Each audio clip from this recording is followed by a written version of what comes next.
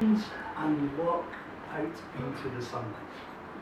And stretching in front of you is a rainbow bridge. A bridge that takes you from Asgard, the realm of the Aesir, down into Midgard, the land of men. Yeah, it's a nice bridge. Thor can't cross it though because he's afraid he'll break it, so he flies on his goat-driven chariot. Rigel, he walked across it and he came down because he was under a command to go and to find the men, find the world of men, understand it, to teach them and to prepare them so that they could fight in the battle at the end of time. Ragnarok, where all promises would break and the Jotun and the dead would rise and fight the Aesir. Or at least that's the story which is told. That's the dangerous thing about myths. You have to understand who's telling it and why they're telling it. And this is the one which Odin put around. And Odin is a god of war, so obviously he wants everyone to become warriors. And everything that looks concrete in this tale is actually guidelines. And you can work out for yourself where the guidelines stop and the hard stuff happens. And when you really know the truth, then that's the stuff that echoes throughout different cultures. I was talking about echoes. And when Rig came down to the bottom of Bifrost, there were echoes and noises and scary sounds in the forest. Because he'd arrived in a deep, dark forest, primal forest. All around him were different things, shades, noises. As he walked along, he wasn't quite sure where he was. Everything was so untamed. He heard a rumbling. Realised it was his stomach because he'd forgotten to pack lunch. Right, so good. So he walked around a bit more, and then he heard a sound in the distance. Or rather, there's a Viking story, so I need help. And some of them tried. This is an absurd idea. Can you make the sound of a wolf rather than it being a nature? Okay, right. Now make the sound of wolves in the distance. Because that's what Greg heard as he was walking. Wolves in the distance in the trees. And the big problem is, I think, some animals are fine and they're friends and they're pets and all that. But even if you've got a pet dog, somewhere in it is a wolf. And wolves will team up and work together and they will hunt humans. That's why they're so scared. Not just their ferocity, but it's the fact that there's a cold calculating streak and knowing where its next meal is going to come from. And it will prey on the weak to make sure it's an easy picking. So, as Rig was walking, he heard wolves in the distance. And then he heard the wolves a little bit closer. And then he heard the wolves really quite close. So he walked briskly. Don't mind me, I know where I'm going. The keys in my pocket and it's sticking out there just in case anyone attacks me. And he walked along and he saw in the distance a light. Oh, that was so good. And he had great eyesight, because, actually, he might not actually be Rig. That might not be his real name. It might be a name of another of the Aesir, and he's in disguise. But you have to find that out for yourself, because Rig was too busy focusing on the light, walking towards the light, and he came to this, it looked like a pile of earth with turf on the top of it, and it was steaming like a dung heap. You've all got dung heaps outside your house, haven't you? No? Nope. What, you mean you've got dung heaps inside your house? Where do you go to the toilet if you don't have dung heaps outside your house? Anyway, he got there and this thing that looked like a steaming dung heap was actually a house. It was great. It had a door that you could knock on and you could open it, and inside was great-grandmother and great-grandfather. And it was a house. It had been built out of turf, but it was a house. It had a fire in it. It had a bed. Well, it had some straw wrapped up in something on the ground. It wasn't a particularly good bed, but and all of them could sleep in it and stay warm. And great-grandmother gave him a bowl to drink from made out of wood. And well, it was only nettle soup that they were drinking, but it's nutritious, it's good for you, and it's vegan. And Rick stayed there for a while, and he was, he stayed there for a while, and he stayed with great-grandmother and great-grandfather in the one bed, and 9 months later, and they had a kid. He was sleeping in the middle, of course, because it's warmer there. And that kid was called Thrall. It's a strange name to your ears, because none of you believe that you are. However, Thrall was the first of the people of Midgard that Rig met. And Thrall had different jobs, and he had lots of brothers and sisters later as well. Long nose, stumpy leg, fatty, stupid, ditch digger, woodcutter, the one that makes sure the dung heap is outside the house rather than inside the house. And while Rig was working with them and living with them, he taught them things, and he taught them about the natural world, and he taught them how to get the best bark from the inside of the tree to bulk out the supply of grain when you wanted to bulk out your bread, and the best way to prolong all your teeth being worn flat in a famine, which mushrooms not to eat, which mushrooms to eat, which mushrooms to eat in moderation. The poison is the dose. But yeah, after a while, his stomach, well, it wasn't quite the same as the food in Asgard. And it was alright eating nettle soup and wild brambles when they were there, but he longed for something a little bit more solid. And also, he had this mission. He wanted to find out about all of Midgard and work out how everyone could work together for Ragnarok, for the end of time. So one morning, he bade them farewell, and he got up and he walked around. And the woods were a little bit easier to walk in there, because Woodcutter had been doing some cutting of wood, so it was a bit clearer. And Ditch Digger had been digging some ditches, so some of the marshes were drained a little. And he walked along, but his stomach rumbled, and he heard the rumbling. And then he listened, and in the forest he heard some wolves. And I think they were a bit further away this time. He heard some wolves. He thought, it's fine, I'll find somewhere nice to live soon. All he could see was Thrall's cottages, and he really didn't want to stay there any longer. And he heard the wolves again, a bit closer. So he walked a little bit faster and thought, maybe I should stop and make, I can't eat any more nettle soup. And he heard the wolves really close. So he walked very briskly. I'm just walking here, I know exactly where I'm going, I'm not lost, you can't delay me. And oh look, there's my friend's house over there, so I'm going to go and say hello to them. This house was a house made out of sticks. And well, actually, it wasn't just a house made out of sticks, it was a house made out of fine wood that had been finished properly, and it was sitting there, and it had a door, and there was a smoke coming out of the shingles from the roof. As he walked towards it, he saw, this is a substantial house. I'm sure I can have more substantial food here. Not that this story is entirely driven by eating, I understand. So he knocked on the door again. And this time, it was grandfather and grandmother who were in there. And they greeted him. And there was a bowl, which was a fine bowl that had been turned from wood. And it was filled with a stew that had meat in it. Oh. See, if you've been eating nettles for a long time, well, I mean, food is great. Any food is great, but meat is murder. So he ate from the bowl, and he was given some cow's milk to drink.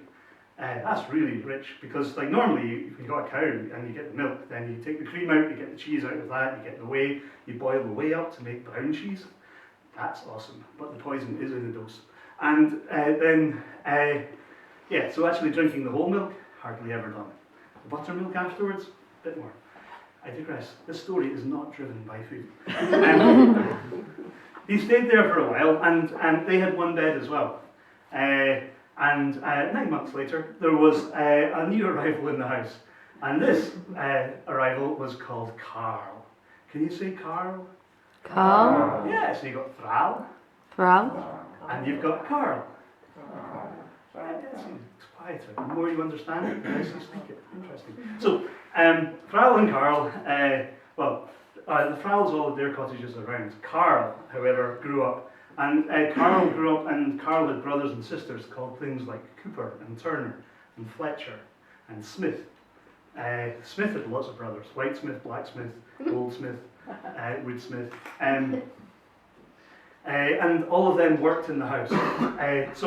The Thrall woodcutter would bring some wood, which Carl would then shape into things, which would then become part of the household. Ditch digger would dig ditches so that a cattle herd could take out the cows, and the cows would go to the outbee, and they would be fed, and they would do the magic of turning grass into stuff that I could eat, which is very nice. And the household was working fine. Yes. When then illness and plague. The thralls were the first to get it because they lived in the wood like trees, and in winter all the leaves fall off trees. And when you get the famine, all the thralls die because they're linked to the land. Carl, they got it next because although they had a bit more resilience and they turned things from the raw into made stuff, they could cope, but only for a couple of winters. And Rig thought, if this is the world of men, I need to find out more. I need to know more, I need to find out more places. I need to go walking again. And so he got up and he left the house and he started to wander. And this time, the forests were almost completely cleared. And the ditches had been dug, so there were pastures, and he could see some of Carl's houses around the place. And he could see a lot of thralls' houses around the place as well. But he was looking for something bigger, something better. As he walked, he heard a sound in the distance. But it wasn't wolves! That sound he heard in the distance was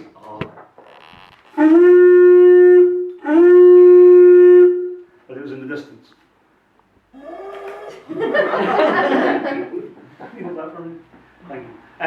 So this time it wasn't wolves he heard hunting. This time it was men he heard hunting. Men copying wolves, perhaps. And he walked through many Carl's houses until he saw a hill. And on the hill, he saw a great hall that had been built. A hall that could hold 100 Carls. And the hall had a spine down its back, and it had heads on either end. And the heads were painted gold and shone in the sun. And as he walked up to the hall, he didn't need to knock on the door, because there was a huskarl standing there with an axe. Eyeing him up. And checking him out and seeing whether he was somebody who should be given admittance to the hall. Because you can recognize people by what they wear. In fact, there's a saying of Odin that Odin walked up to a fence post, took off all his clothes, put them on the fence post. And the saying is, there Odin sat, nothing. And before him he saw a well-dressed man. You may have a different understanding of humanity and of personhood. You may not, it's a myth. Look for the echoes of truth. This huskarl who stood there eyed him up, and he wasn't wearing the rough spun wool of a thrall, undyed. Kind of like this, I suppose. And he wasn't wearing the fine woven and well-dyed wool of a carl, of which I have no examples. But he saw the glint of silver on his fingers and saw a chain wrapped around his neck. And the huskarl saw that this Rig the walker was no idle wanderer, no walker of the wilds, but a man of substance and of status. And instantly he was admitted to the hall. He walked into the hall, and there was a great feasting fire in the middle, and a boar on a spit, turning, roasting, waiting for the feast to come. And on a high chair in the middle of the hall by the fire sat a well-dressed woman, embroidering away, sorting out the pattern of the yarns on the cloth as she sorted out the patterns of the farm in her mind. Surrounding her were her ladies, and the only thing that was really absent from the hall was the man of the house, the Jarl. Can you say Jarl? Jarl. Yeah. And the Jarl was away hunting. The Jarl was away fighting. The Jarl was away trading. The Jarl was always away. It was amazing how much he could manage to be away from the house. And perhaps because each stitch that went into the embroidery fabric was a new plan that was going to come back. Every time he returned, Aud over there, she's got a beautiful house. Helga over there, she's got a fine chest full of silver. Gouda over there, well, her family's ancestral lands have been reclaimed by her Jarl who went off and fought and brought them back again.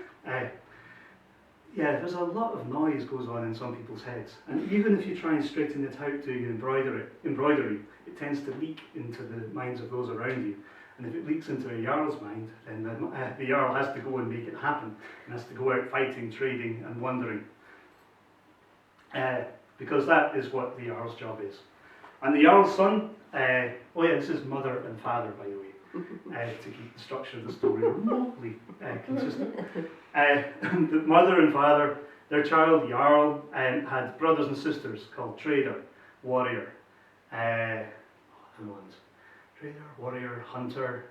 They were the marshals of men, the organisers, the spear shakers, and they would organise carls into lines of battle, and the thralls would be the ones chopping the sticks and making the spears, and grabbing the ore and roasting it so it could be smelted into iron, so the iron could tip the spears, and the wolves, instead of having wooden teeth, would have steel teeth.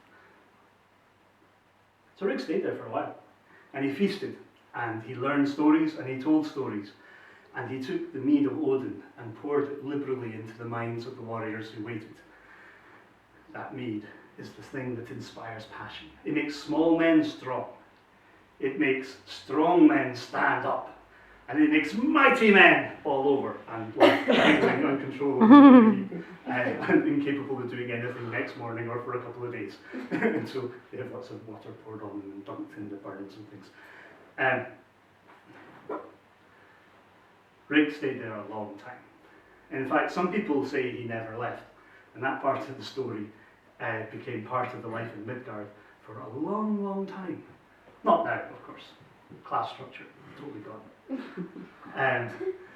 And this is where the story ends as well, or this part of the story, as Rig returned to Asgard, where he took off his disguise and sat at the edge of the Rainbow Bridge, watching over the whole world, with his eagle eyes that could spot a candle flame in the darkness, could count the legs on an ant 9 worlds apart, and who could tell the start of the end of days, and when time starts to break, and brothers fight brothers, and all oaths are broken, for was Heimdall in disguise.